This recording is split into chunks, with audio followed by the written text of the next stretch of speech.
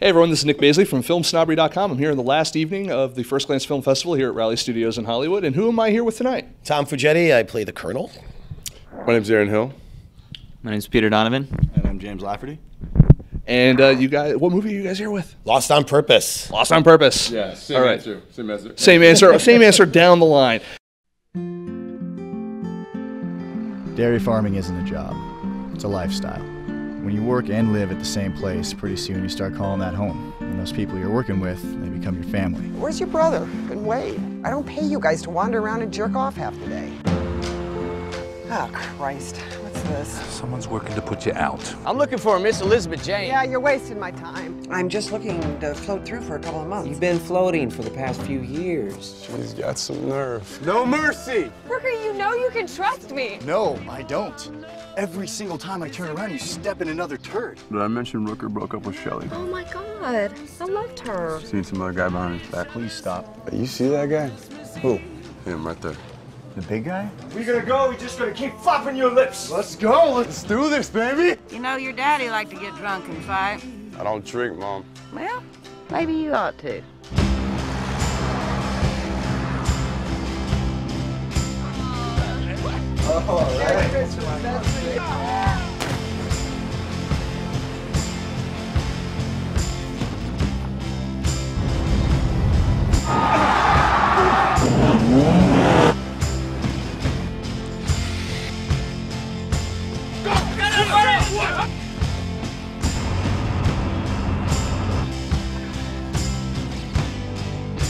Half throttle?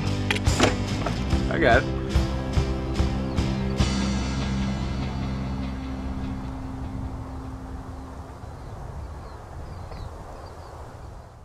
Let's talk a little bit about the characters here. So what does your character do? What would you say you do here? I play one of the ranch hands, and Peter and myself are inspiring musicians on the dairy farm. And so our big goal is to kind of break out of town, and that's kind of where our motivation is on the farm. It's a very Hollywood story. Yeah, very much It's so. good. Very much so. How about yourself? What would you say you do here? We actually asked Tom that every day when he walked on set. No, I played a character, Randall Lee, D1. Was a college wrestler, or a high school wrestler who couldn't get into college because of bad grades, so therefore had a lot of anger issues, come from a broken family, and James plays my brother, and got a lot of love, but a lot of anger issues at the same time, so sort of a guy trying to find his way.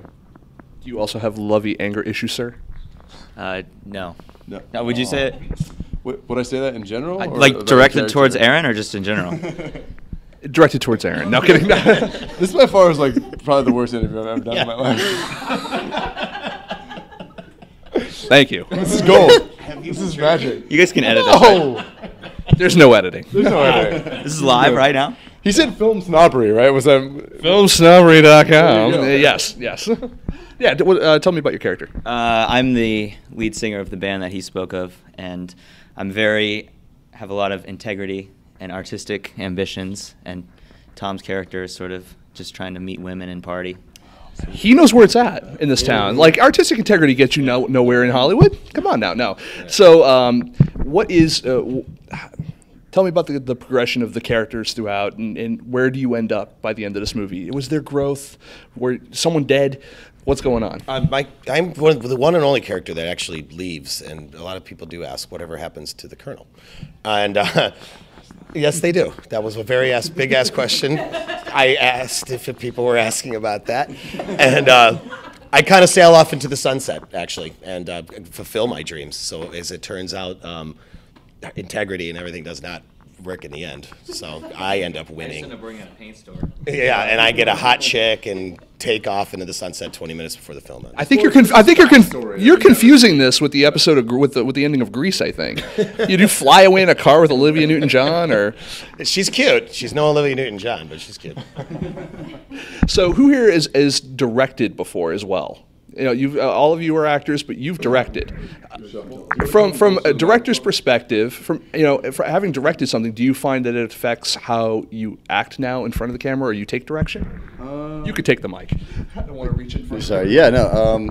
A little bit. It actually helps. It just helps in general to be more aware of everything that's going on instead of just your actor's headspace. So I think in that capacity, yeah, it really helped me to be a better, actor and better performer. And I also empathize with what a director's going through and how stressful it can be and how difficult it is to communicate your ideas sometimes. And so, yeah, I think it's helped me to become a better communicator as well as an actor.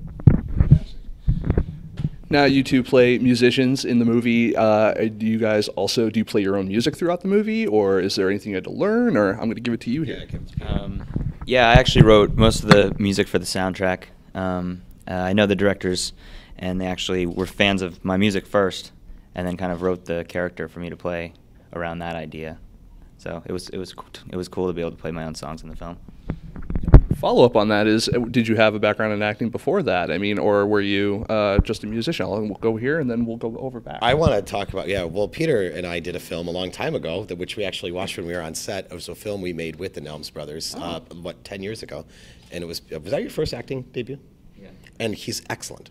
And I remember James even watching it, being blown away. I mean, Peter is a natural actor, and even though it's not his first love, music is his first love, but I met Ian Nelms waiting tables in Hollywood 12 years ago, and we've always been friends and always made films together. And so I'm glad they considered me for this one, for sure. This is the biggest one. Well, we know that he's definitely a musician. How about yourself? I was in a band, the band called Jodo, which everyone giggles because it's a dumb band name, but we rocked, man. I'm not sure we rocked.